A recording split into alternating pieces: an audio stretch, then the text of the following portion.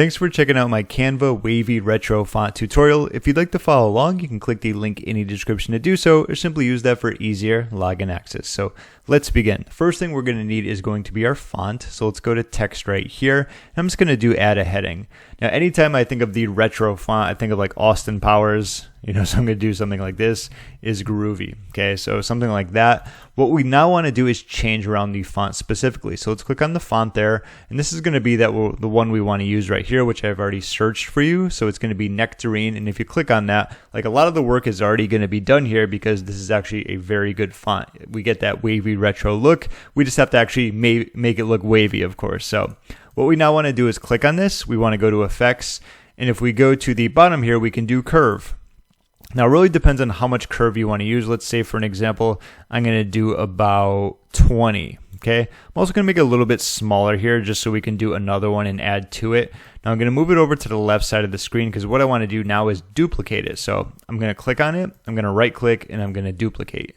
So I'm going to move it over here. So now what we can do is make it wavy the other way. So if we click on Effects on this one here, we can scroll down, and this was at 20 here, so now we can do more of like -20 to do the opposite. Right there. Or I can just do this, right? Other way. Much easier. So now we can kind of add this a little bit below it so it goes like hand in hand with it. It looks like it's a continuation. Perfect. In fact, I can just kind of nudge it over to the right a little bit so it's more centered. Move this to the right. There we go.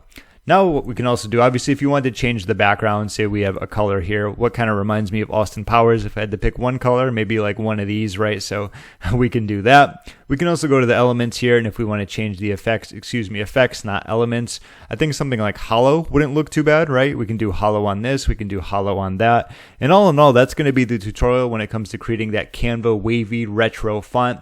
The biggest thing here is finding the font, and then from there you can just change it around by clicking on the effects here. And the biggest thing also is going to be the curve, whether you want to curve it up or down or have it continued. It's really going to be up to you, but now that you know how to follow the steps to get that, I think that should be more than enough helpful in terms of creating that wavy retro font.